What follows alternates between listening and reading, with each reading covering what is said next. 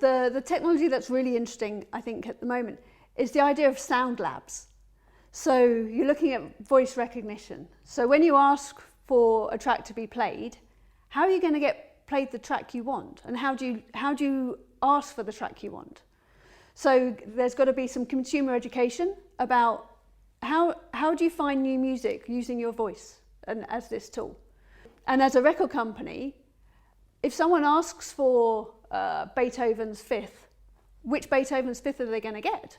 You know, there's a load out there. Or if they ask for the latest Justin Bieber song or Little Sims track or whatever it is, are the algorithms in place that can hear you properly in order to get you the track you want? And because it's a passive transaction at this point, there's nothing for you to see, you're just using your ears. And so you don't necessarily know that what you've asked for has been delivered. So making sure, once again, that those transactions are safeguarded in a way that the consumer is educated as a record company, what you can do to educate your fan base to ask in the right way. So tech solutions where there's this sound lab experience, really exciting and really groundbreaking. If somebody can crack that, that's really exciting. I mean, I think around a lot of tech, the things that really interest me are, you know, probably the things right on the front edge of stuff. So AI, I'm particularly interested in at the moment. I think it's an interestingly divisive area in that some people fear it and other people lean into it more. I tend to be in the latter camp.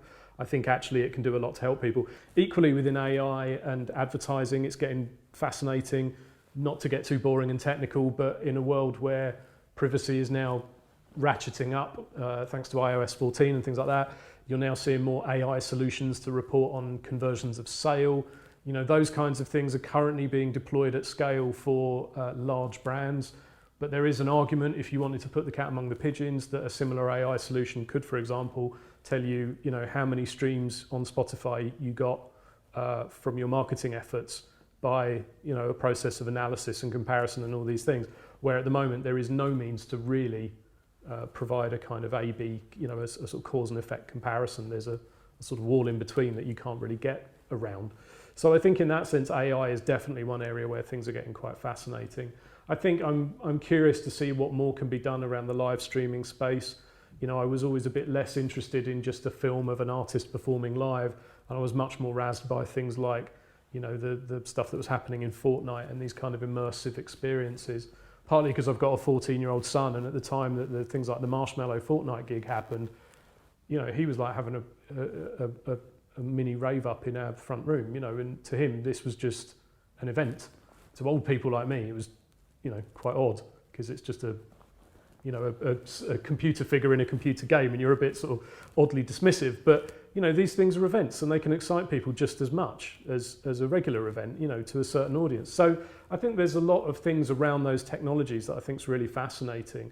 I'm equally curious about whether there will be a world in which things like fashion can be portable into those experiences, and whether, you know, you will be able to buy unique items that can exist not only in Fortnite but in Call of Duty, and you know, whether, you know, imagine if there was a sort of fashion tier that inserted into every game so that your personality and who you are, your expressiveness about yourself can go into these things, because those are all areas where, you know, if I'm a big fan of artist X or Y, I might want to be in these games wearing their t-shirt.